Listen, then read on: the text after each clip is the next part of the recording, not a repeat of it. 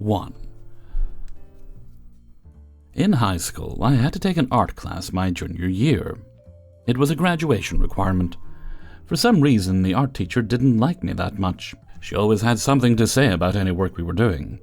I never made the right color, my lines were not straight enough, my shapes were not the right shape. Don't ask, I still don't know what she meant. It was not creative, you get the picture. She constantly made me redo whatever work we were on at the moment. It was frustrating, as she would let me work for most of the class time, only to come by and tell me to do it again. Imagine redoing the same work 4 to 6 times. And I was the only one she did that to. She was very much the artsy, let's say, bohemian type. Her backstory was that coming from a family of Russian immigrants, she was shunned because she chose to get an art degree, and hasn't had a good relationship with her parents ever since. It's sad, but I think it contributed to her doubling down on expecting everyone to be as artsy as she was. Every class she was like that, no matter how hard I tried. On the other hand, this other guy, her favorite student for some reason, could be messing around and he was perfect. Funny enough, he didn't care for her or the class. Never mind, art is subjective. I was poorly graded on almost every project we did except for one, which I will mention in a bit. The only reason I passed the class is because I would ace 100% every single quiz and test on art history. Now, during that school year, on 2 different occasions, I made her jaw drop. The first happened during career week. It was a week during which at different days and at different times a professional would give you a talk about what they studied, the degree they had, and what their job entails. Some would even conduct activities for the students in the class they were in.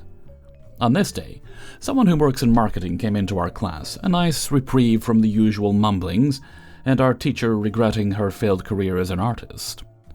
Anyway, after the presentation, the marketing guy gave us an activity to do. It consisted of drawing a cell phone, not a smartphone, a cell phone. This was a couple of years before the first iPhone was ever released. I decided to draw one of the most popular phones at the time, a Motorola flip phone. Without the branding, of course. As both the teacher and the marketing guy were judging everyone's drawings, they reached the teacher's favorite student. After seeing how smug her face was, I decided to add a little detail on my drawing. My sketch was okay. I am not good at drawing, but I played to my strengths, according to many people who knew me. What did I do? I added a text next to my drawing which said, "It's not just a phone, it's a way of life." When my work was next, the teacher barely even glanced at it before pulling a look of disgust, no exaggeration. However, the marketing guy took interest in it. He loved the text I had added, and praised how well it was done from a marketing perspective. You can imagine the look on her face. It was the embodiment of the surprised Pikachu face. Somebody else won the competition. Her drawing was great, but I felt like a winner after seeing that look the teacher had from the marketing guy praising my work.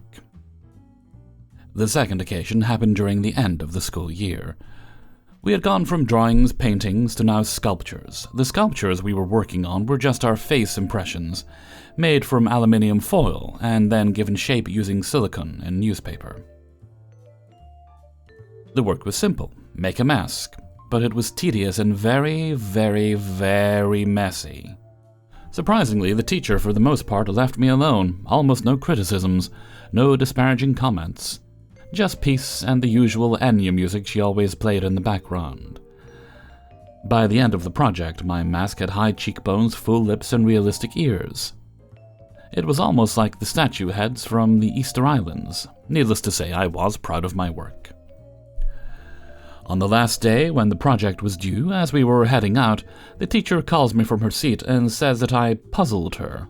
What? Why?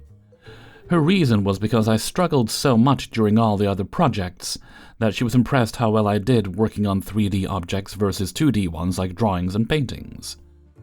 My response? I was always polite to her, despite everything. I told her that I had no clue, and that it just made sense, which was true. Out of all the projects, it was the most relaxing to me. I walked away without looking back. It might have been the last art class of the year. I had a smile all day, knowing I had befuddled a teacher who often looked down on my work. I was finally free, and walked towards the sunset. Well, not really, I still had to go to my next class, Art class was the first class in the morning for me. And just to get it out of the way, there was no animosity with anyone in the class, not even the teacher's favorite student. We actually got along fine. It was how glaringly different she treated me compared to everyone else. Everyone noticed how much she got on my case and no one else's. 2. So this is a story all about how my life got... oh wait, no. No, that was a different story. Never mind. This is a story about when I was working as a relatively new and young, about 23, on-site tech support for a rather large contractor. I was on a site at a family-owned catering provider doing an inspection on a new piece of equipment to be installed the following days. After some time, the owner came to me to get help for a small but time-relevant issue in the kitchen. So I go change into a clean work uniform, put on the boot covers, the hairnet, and go into the kitchen. When I walked into the kitchen, I was speechless. The kitchen was dirty beyond usual wear and tear and current usage. A bit about me. I used to work for about 3.5 years as a chef in well-known restaurants. And I know a lot about health and safety. And you guessed it, cleaning. What I saw was not really discernible. Think of a hoarder home. After you throw away all unnecessary trash, you are left with what was in front of me. Luckily, they cleaned regularly, so there wasn't any foul smell. I almost immediately wanted to rip the owner a new one, stop any and all work, and lead a cleaning operation. This becomes relevant later. I swallowed my anger and frustration and got my work done. The electric cooking hub was not working, not a huge deal, just got to disconnect the power and renew the high voltage cable. So, I go and tell the head chef that I need to disconnect power for a few minutes. He gives the go-ahead and just to tell the cooks about it. So I yell into the kitchen that I need to disconnect the power. After a few minutes, I get the go-ahead from the kitchen staff. I flip the main switch on the panel and get to work. As I'm working, I hear a... "So that's why it's not working," as I hear a rattling noise coming from the lock I placed on the main power board. I get out of the small space I am working in, and look what's going on. As I get out of the small space, I hear the sound of my lock getting ripped off and falling on the ground.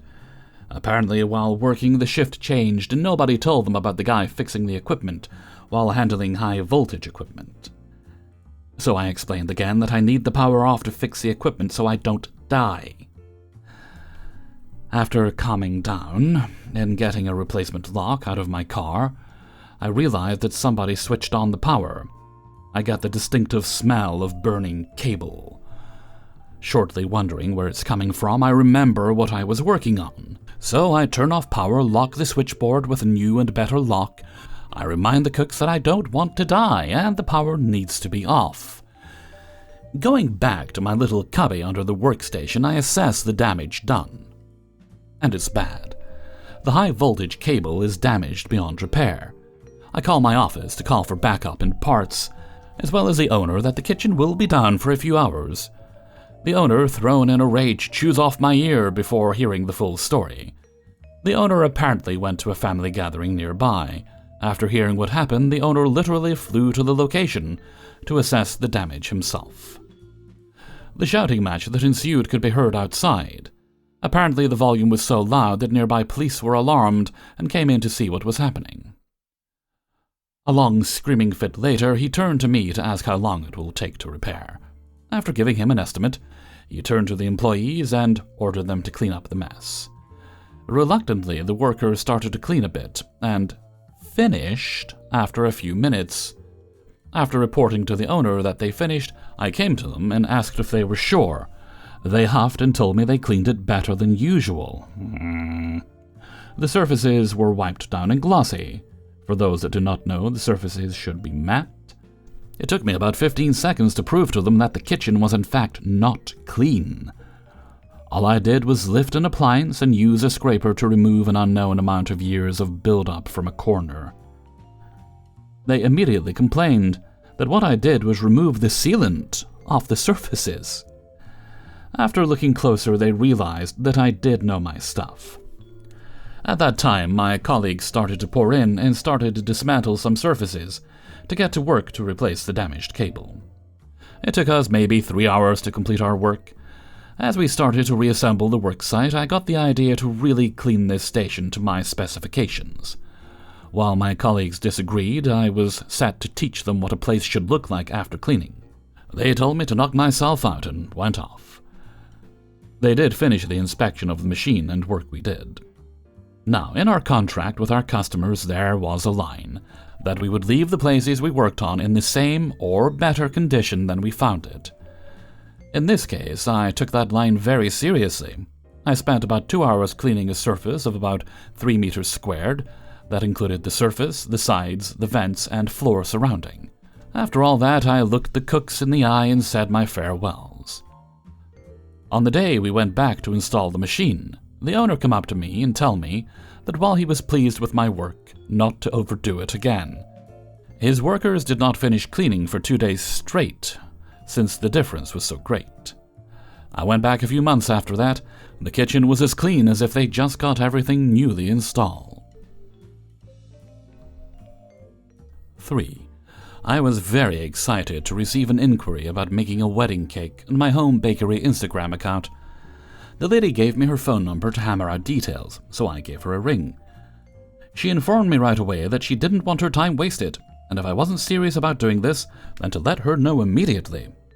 She told me her wedding was in December and she just wanted all of the details arranged and done. I told her I wasn't in the business of committing to massive projects without some details, so I asked what she was considering. She wanted 3 tiers propped up on a sparkly acrylic stand. She wanted fresh flowers, white roses, and baby's breath in a cascade down and around the cakes, which should use that quilted technique all over as the base. Or if I could use a mix of fresh and sugar flowers, that was acceptable too. But she could tell if the sugar flowers were store-bought, so I had to make them myself. She wanted the base tier to be chocolate, the middle tier to be carrot, and the top tier to be strawberry. She also wanted one of those little toy dogs you hide at the back, with a tiny bit removed to make it look like it bit into the cake. This dog was supposed to be an Australian Shepherd because that's what she and her fiancé own. And if I couldn't find an Australian Shepherd figure or toy, I should make it out of fondant. She asked me how much I would charge for a cake like this. She informs me she's a local and has heard really good things and has seen my ads on Instagram, and they want this to be a blowout celebration. I told her that I would have to do some math and pricing, but I think she could anticipate a minimum of $850 to $900, which I know was lowballing. But I need some time to do some sourcing and math. She told me she wanted it for $50. I braced myself and decided to play dumb, so I said, "That's a lot of cake for 50 people." The rest of the conversation followed. "No, $50. You want to spend $50 on ingredients?" "No, for the cake, the whole cake." $50 won't buy the flowers for a cake this size." "Well, that's your budget. Take it or leave it." "Okay, I'm leaving it." "Oh, that's just great. Really professional. What are you, new at this?" "No, you're just delusional." "Don't get snippy. I'm going to go somewhere else." "Good luck. $50 won't buy you 3 plain cakes at Walmart." And she hangs up. This was in addition to the fact that she didn't own the stand like the one she wanted, and wanted me to source and or make it. 4. Honestly, I don't pay much mind to people taking pictures in the gym. But man, some people just can't live without a camera pointing at their face, or acting like the public gym is their personal studio. Especially the so-called influencers who falsely call guys creeps for glancing at them for 1 second. This happened to me in my hubby on Friday. Going through the doors and we go to our usual routine. We were at an area where the treadmills are facing the dumbbell rack. I jog on the treadmill and he started lifting. We're just looking at each other, listening to music from our phones, minding our own business as we work out. It may be 10 minutes or so. A young woman approached me. Camera girl. The first thing I notice is her attire, wearing a really tight tank top and leggings. Like I can see her camel toe. Geez, she better not complain if guys are staring at her. I also notice her phone pointing at me. She was talking to me, and I pull out my earphone and step out from the treadmill. Before I can say anything, she suddenly said, "Is he bothering you?" I was confused by her question, only to respond with a, "What?" "Is this man bothering you?" "Who?" My hubby put down the dumbbells and removes his earphones. "Do you need something?" But camera girl just snapped at him with a passive-aggressive tone. "I'm not asking you." She pointed her phone at him, then to me. "Hey, what's your tone there? One thing I really don't like is people being rude, especially towards my hubby. And what do you want?" "I just wanted to make sure you were okay," she said with a sickly sweet smile as she points to my hubby. "This man has been staring at you for a really long time now." "He's my husband. He can stare at me as long as he wants." "Listen, it's not okay for a guy to stare at you." I don't know if she purposely ignored what I just said or is being stupid. I don't care. It's not a crime for couples to stare at each other. I'm losing patience already. And I admit I should be a little more mature, but I rudely said, "Now kindly F off." Before I put in my earphone, she holds my hand. "You shouldn't be fine with him staring at you like that. Would you be okay if he was staring at you while you shower?" I pulled my hand from hers. "Oh, I will be more than fine. In fact, I would even invite him to join me." Camera girl definitely wasn't expecting that kind of answer.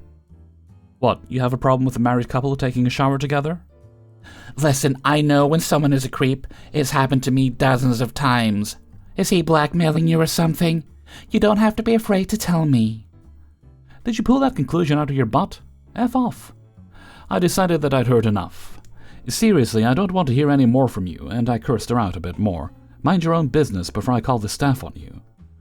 At that point, she finally gets the hint and leaves, but she's still near, keeping an eye on us, pointing that phone at us. I respond by giving her the middle finger. When I saw my hubby looking a little conflicted, I reassured him, "Hey, don't mind what she said. You did nothing wrong." And so we continue on with our workout session until we're finished. Although nothing big came out of it, the short interaction made a huge impact on our view of the gym. I've skimmed through TikTok and YouTube just in case this camera girl decides to upload. I was thankful that she didn't, at least not yet. But it did show me a rising trend of gym girls filming themselves and catching any gym creep. What perplexes me is that a lot of these guys didn't even do anything creepy.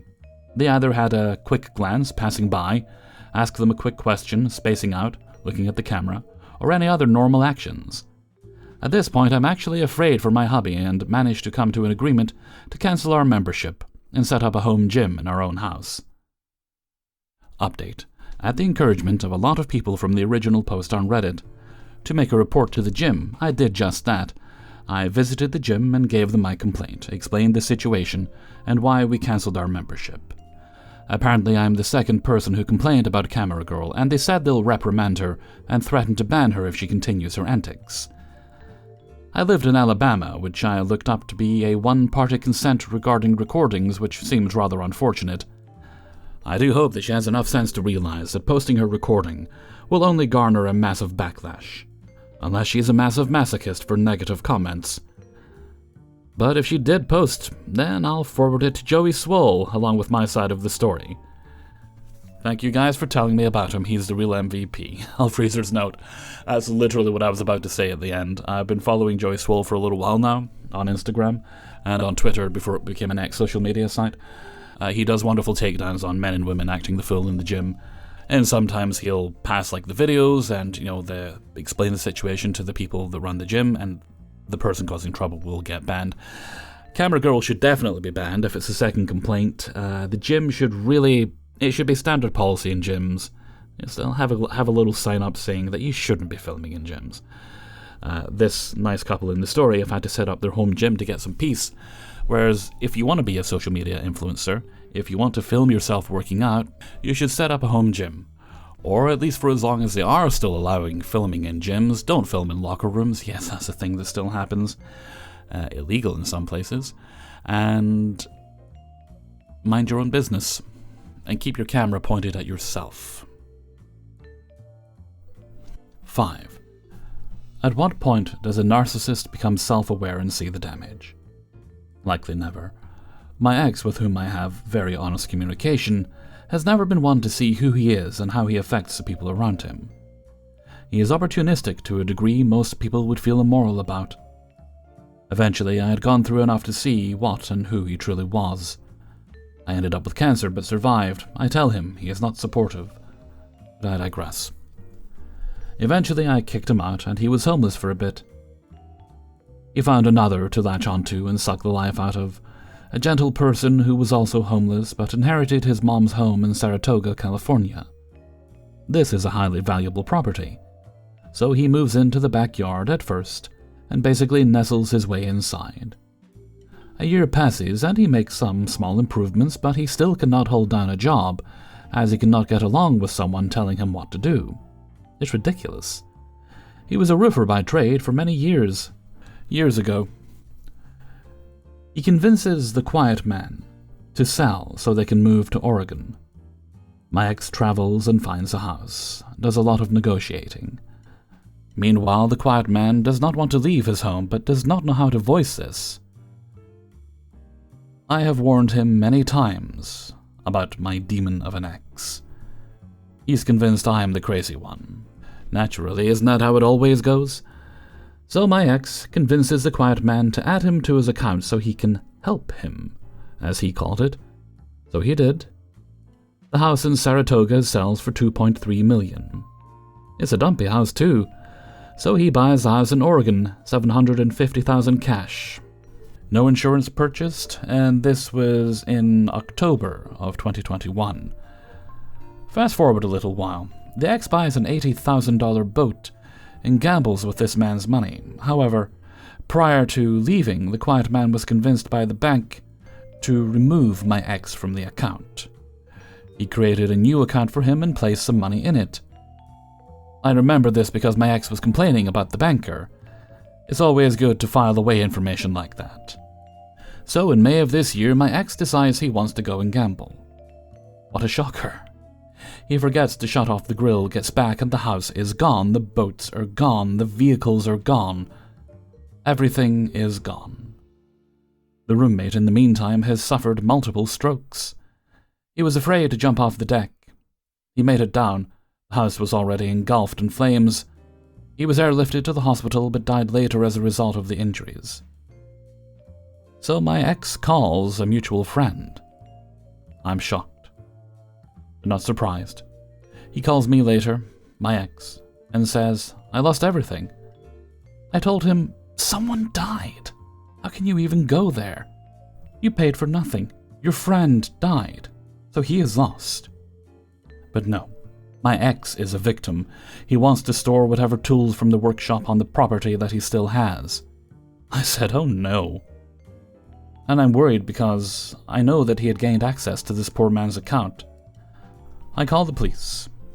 There was no will, insurance, etc., no help.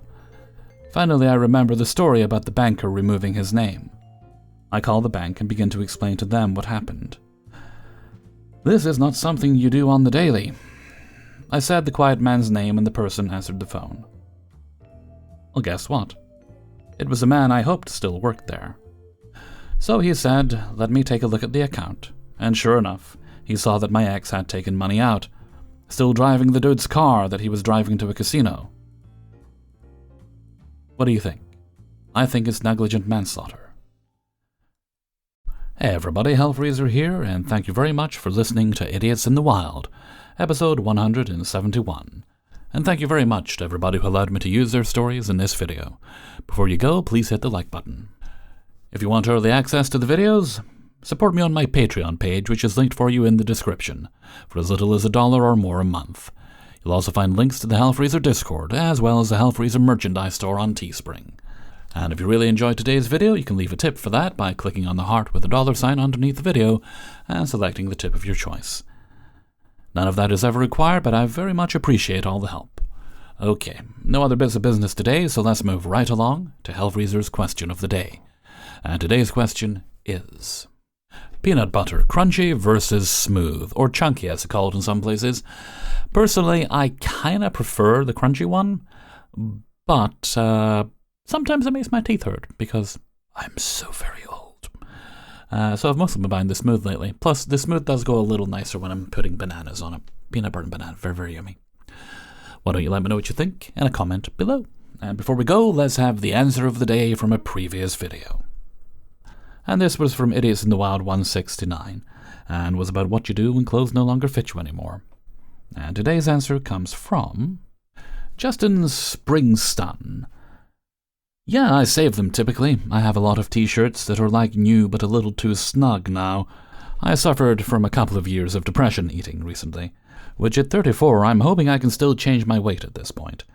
I have 3 little brothers too, so I have passed on a lot of stuff here and there. Anyway, love you, Heck Freezer. Keep up the great work. You brighten my day most days now for 3 or 4 years. Much love and thanks, God bless. Justin from Arizona, thank you so much, Justin. That's really, that means a lot to me. Don't give up hope on losing the weight. I mean, I'm older than you are, and I'm able to lose weight, still working on it. And I was going to cite celebrities, but I don't think citing celebrities when it comes to weight loss is a very good idea because, money makes all things easier. Okay, with that, I'm going to head off for now. So until next time, thank you very much for listening, and take very good care of yourselves.